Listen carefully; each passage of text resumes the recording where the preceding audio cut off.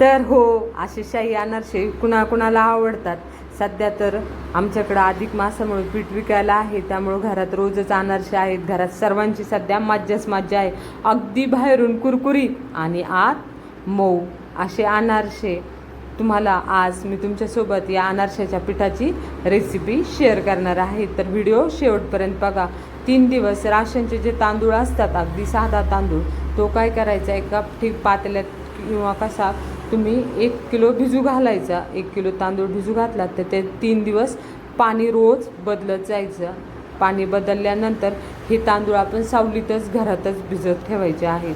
त्यानंतर हे छान तिसऱ्या दिवशी निथळून घ्यायचे एका चाळणीमध्ये, एका कापडावर, आणि हे तांदूळ वाळू घालायचे. वाळू घातल्यानंतर ते अगदी हलकेसे वाळले पाहिजे. मग वरून आपण हात फिरवला ना तर वाळल्यासारखे वाटले पाहिजे, पण जेव्हा आपण हातात घेतो त्यावेळेस त्या हाताला थंड लागले पाहिजे, असं इतपतच वाळून द्यायचे. त्यानंतर हे पीठ करून घ्यायचं. पीठ करून घेताना तुम्ही एक तर मिक्सरचा वापर करा किंवा जात्याचा करा, पण शक्यतो गिरणीत दळायला देऊ नका.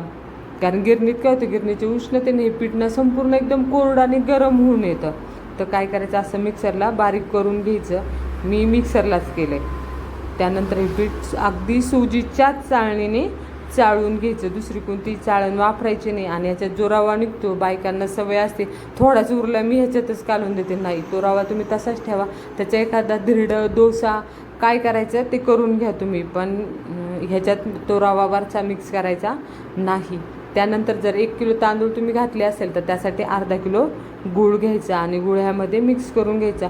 गूळ ह्याला किसून घालायचा नाही, तुम्ही चिरून घाला, पण किसून घालू नका. किसलं ना गुळाला खूप पाणी सुटल्यासारखं होतं, किंवा तुम्ही ठोकून घालू शकतात. मी काय करत असते, गूळ कुटून घालत असते, म्हणजे त्याला जे पाणी आहे ते लिमिटेड सुटतं.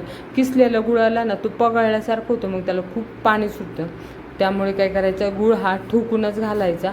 घातल्यानंतर दोन्ही जे आहे गुळ आणि हे एकत्र एकजीव करून घ्यायचं आणि हातावर चांगलं मऊ करून घ्यायचं. मऊ करायला ना अगदी थोडा जास्त वेळ लागतो, पण असो, वेळ दिल्याशिवाय कोणतीही गोष्ट आपल्याकडून चांगली होत नाही. मग त्याचं पीठ असं जर तयार झालं, तुम्ही पाहू शकता असा मुटका तयार झाला असेल.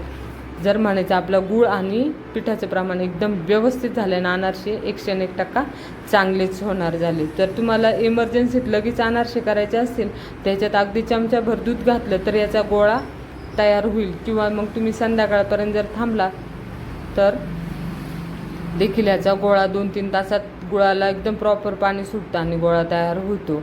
आणि त्यानंतर हे अनारसे आपण छोटे छोटे पेढ्या एवढे गोळे घ्यायचे आणि बोटाने थापून कढईमध्ये सोडून द्यायचं. त्याचा व्हिडिओ मी याच्या आधीच एकदा चॅनलवर टाकलेला आहे, तो तुम्ही एकदा बघून घ्या.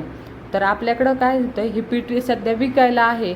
गुलमोहर रोड, पाईपलाईन रोड ह्या भागात जर तुम्ही राहत असाल तर शेंडी, पोखर्डी, तर ही भाग मला जायला यायला जवळ आहे. तुम्ही घरपोच म्हणाल तर घरपोच हे पीठ आपण पोहोच करतो, किंवा तुम्ही देखील येऊन घेऊन जाऊ शकता. हे पीठ एकदम व्यवस्थित प्रॉपर बनवलेलं जातं, सगळ्या गोष्टीची काळजी घेऊन.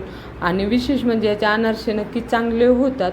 म्हणजे शक्यतो माझ्याकडे काही काही ग्राहक असे आहेत, ते 2-3 महिन्याला कंपल्सरी ध्यान आलं, मुलांना आवडतात म्हणून कंपल्सरी पीठ घेणारे देखील खूप ग्राहक आहेत. तर तुम्ही अशा पद्धतीने पीठ करून बघा, तुमचं पीठ चांगलंच होणार झालं.